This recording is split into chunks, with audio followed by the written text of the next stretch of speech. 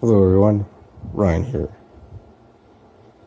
Recently listened to the audiobook of Sharp Objects by Gillian Flynn, and it's terrible. It's just terrible. Don't even bother reading it. And no, I'm just kidding. It's actually pretty good. I mean, it's pretty decent. I didn't know what to expect from it, really.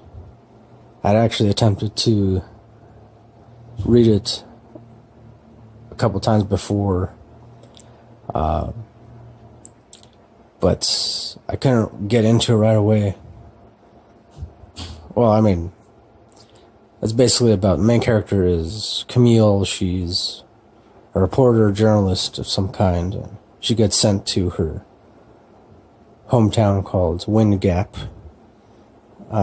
She's sent there to write a piece about the murder of some young girl, and then she finds out that some other young girls were also murdered, and at the same time she kind of somewhat reconnects with old friends and family. And I'm not exactly sure how much I could say without giving away too much of the story, but I will say that her mom is definitely complex, messed up. Mom's a pretty complex character. As are all the characters in this novel. But her mom especially, and then also her, I want to say, half-sister. Yeah. Half-sister Emma. Pretty much she uncovers this whole thing about that her mom is, I don't know, because she's always trying to put up this false front, like make people believe that she's this great, like, caring mother, when really she's not. It's just that, because when she was raised, her mom was, I guess, treated her even worse, and it kind of got me thinking. I mean, that always seems to be the case, right? That depending on how your parents raise you, or whoever you're raised by, depending on how you're raised, pretty much who raises you, how they treat you as a kid, and then it always seems to be the case. And then later on, when you grow up and you tend to treat others the same way that you were raised, and especially when you have your own kids, and it's kind of like almost becomes this thing where you can't get away from it, and because especially if you don't even realize it, first of all. But then I guess even more so when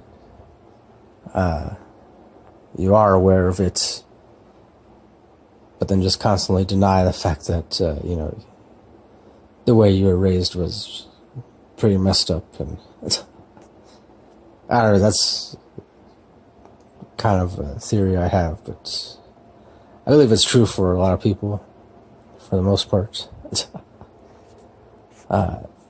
I only bring that up because that definitely applies to this novel.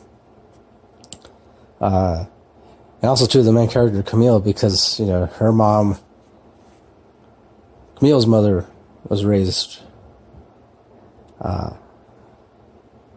in a pretty messed up way. And, or rather, Camille's mother didn't have a very loving relationship with her mom, so therefore Camille doesn't have a loving relationship with her mother. And because of that, it does affect Camille, the main character.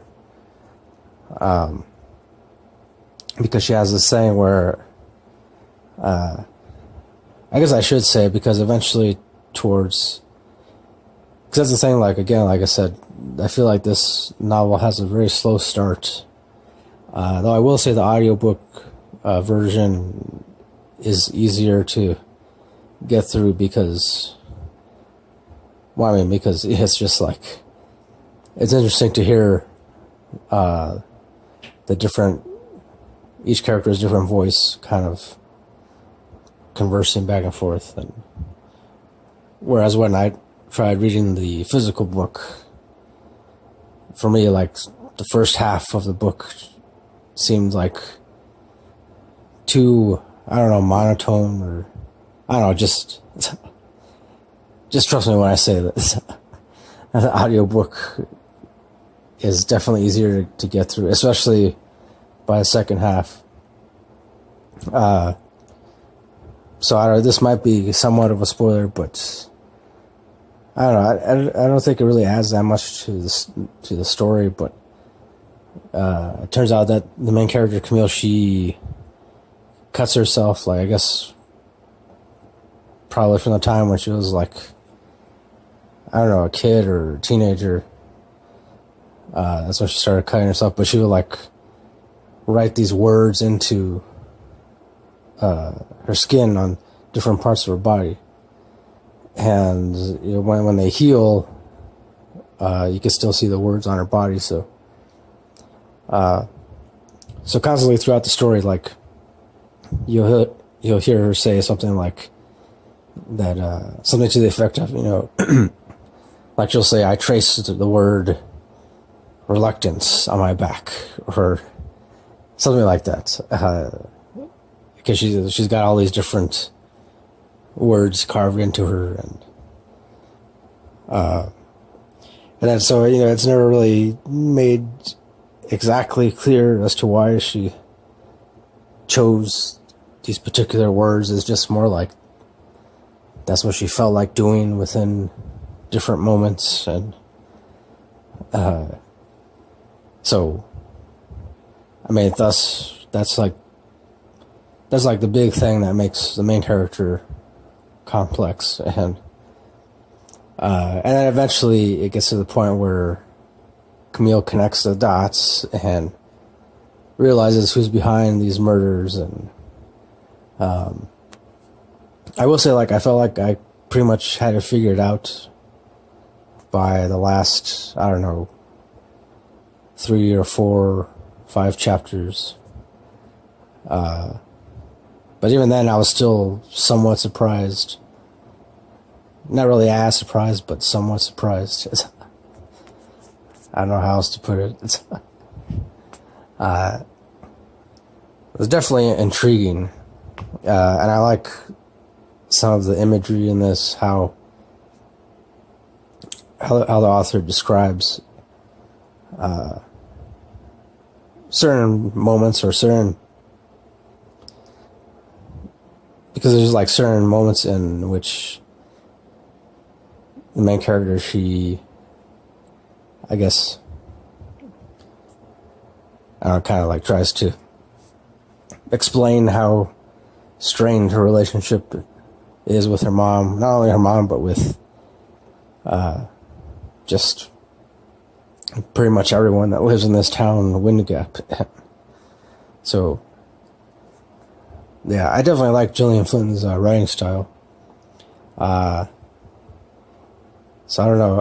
I do hope to go on to read some of her other stuff, but as far as this one is concerned, Sharp Objects, I give it definitely 4 out of 5 stars. Yeah, 4 out of 5. I don't know. Let me know if you read this too, if you were surprised by the ending. Of course, don't reveal anything spoilerish.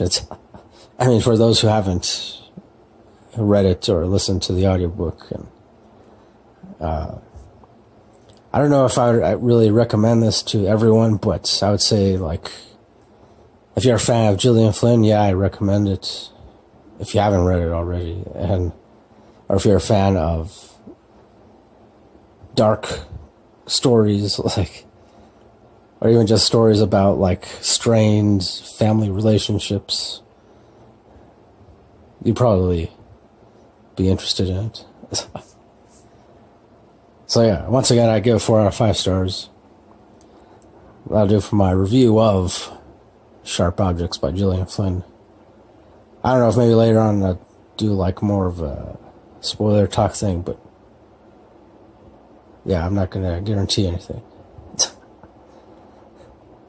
So that's it. Thanks for listening to this. Thanks for watching. As always, till next time, don't forget, keep it real, keep on rocking in. Peace.